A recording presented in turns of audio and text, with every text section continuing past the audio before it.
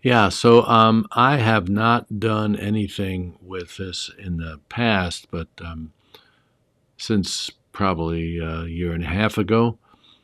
But I've just really dove into, gotten into who Karl Marx was, what Marxism is, how it affected first, at least the most prominent idea is the Russian Revolution, the Bolshevik Revolution, 1917.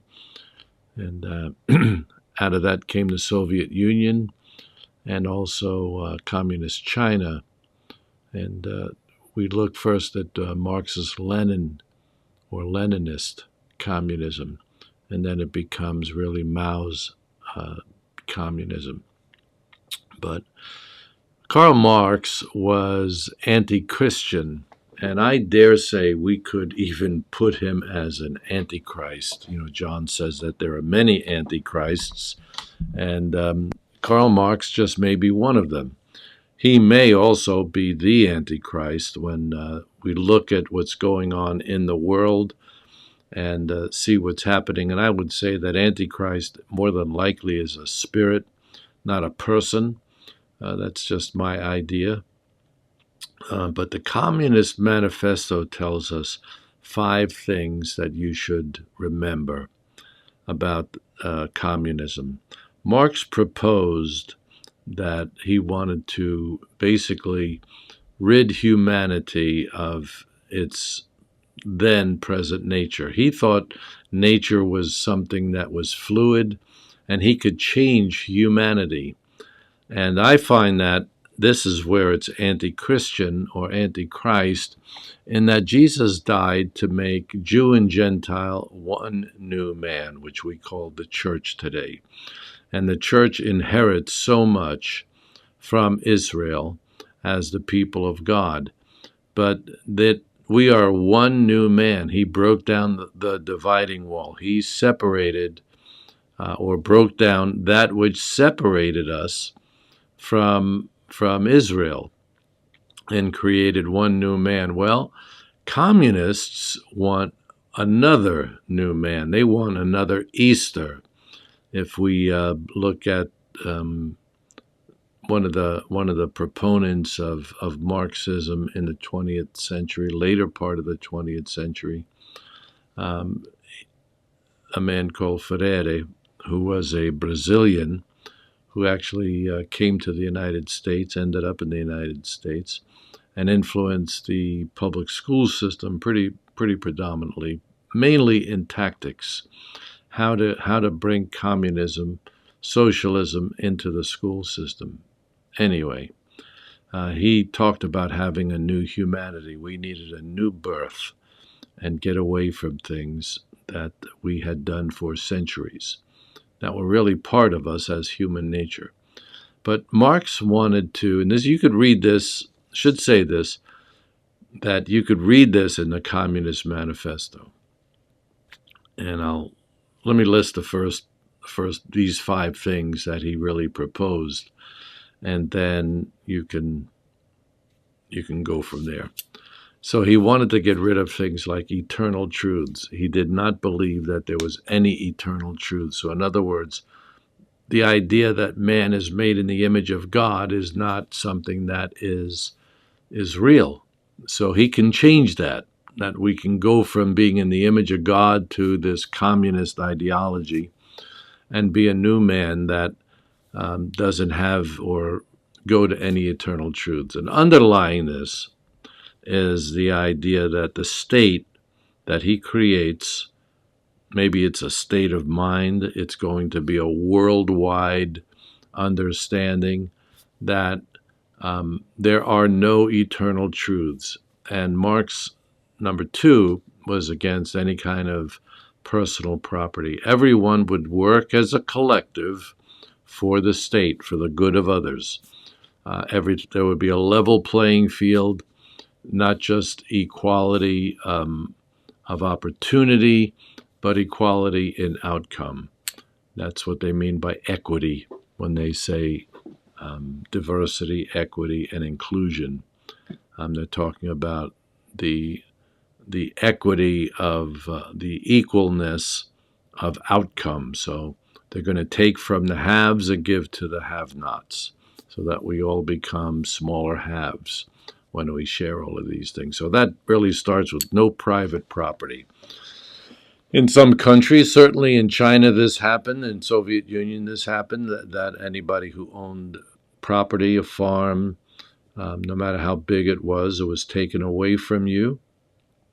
And we see this going on today in certain places in the world, that the collective is really what's more important than anything else.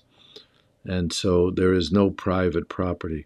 There were people who can testify, still alive today, in certain communist nations, that former communist nations, that if their house was bigger than anybody else's house, they were made to get out of the house and perhaps sent to the gulag to be re-educated or murdered, which happened to a lot of people. Number 3 is family. A family can call for loyalty, and nothing can be above the state. So if you are more loyal to your family, you would be in trouble. This is why children give up their parents.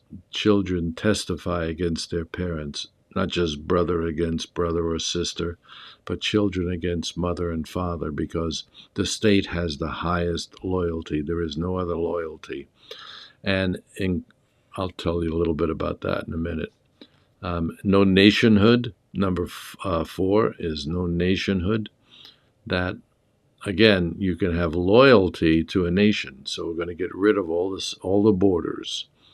And then finally, erode the past. Tear down the statues.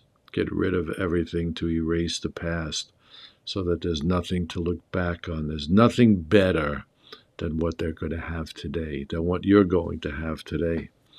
So Marx believed that he could create human nature and a new human that would not want to have any of the things we just talked about. So he opposed the nature of man, that man is made in the image of God, that we have something that makes us human, that he's going to now tell us, the state's going to tell us what is human. And there's several things in here. The one that really got me was family, that he would do away with family. The state would be our family. We would all be brethren, brothers and sisters, and not have any other connection to humans. In the church, we call each other brother because we're one in Christ. But in the state, we're going to be one in the state. But he's going to obliterate mothers and fathers. And here, you could read this in the Communist Manifesto. I chuckle because I think, how did you get away with this? Men would have multiple sex partners. Women actually become prostitutes for the state.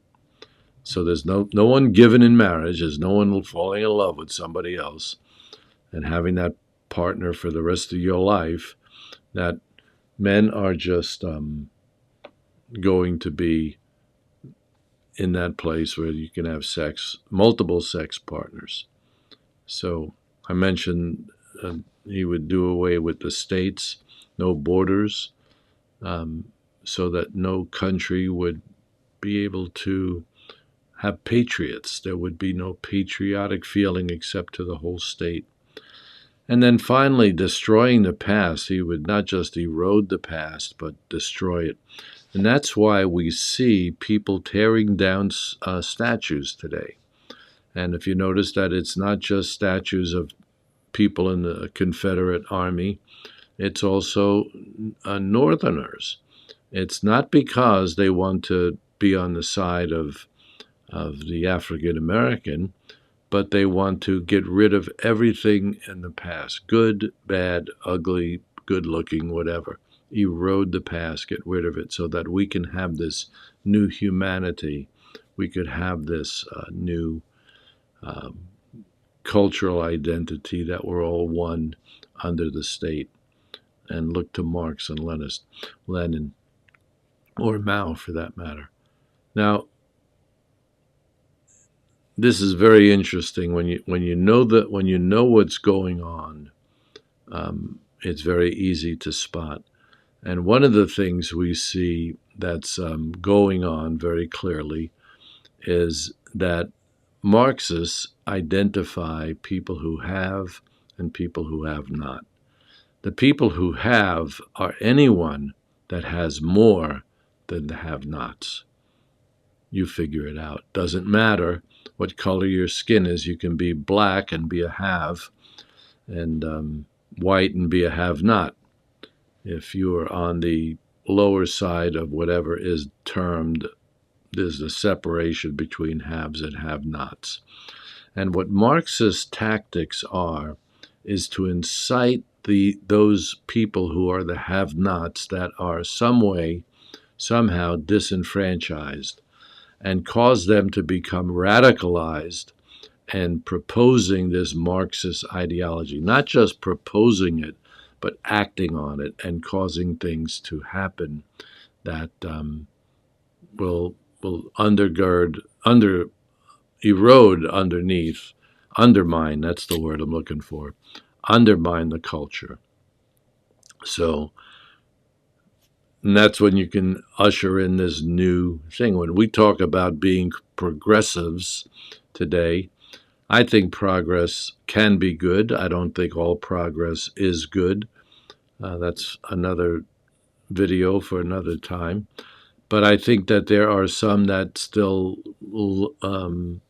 think of themselves as socialism or Marxism is something that is progressive. And we don't want to go back to the old ways, is what they say.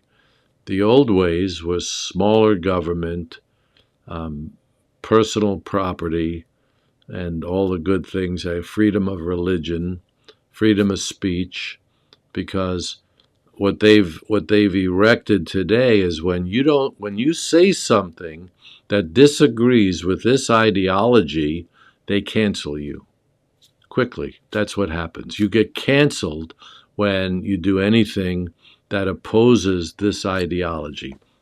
Now, this is not a long video. I'm not laying this out over a long ways or a long time. We could spend a whole seminar, if not a whole morning, on just looking at Marx's ideology and how it's worked. But there are some good books to read.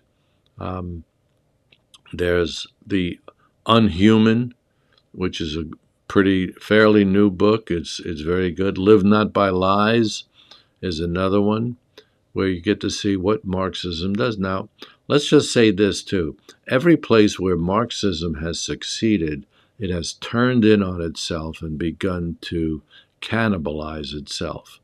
Did this in Eastern Europe, did this in the Soviet Union, was doing this in communist China, until they realized capitalism wasn't such a bad thing, and they could use capitalism to bring money in and at the same time destroy American economy. So whether you are not of the favored religion, in other words, when I said before that they go after the disenfranchised, they're not just all people that are poor. They're marginalized people. Any minority would be marginalized. You could see that just about everywhere. And what they do is incite them to bring about this progressive ideology. So think on these things, and if you want to leave me some message, as long as you are kind and courteous and you have legitimate questions, I'll be happy to answer them. So that's it for now. I'm Ray Siervo, and this is my YouTube channel, my Facebook page for my ministry. And if you're watching it on our private page, good. I'm glad you're here. Please remember to like and subscribe.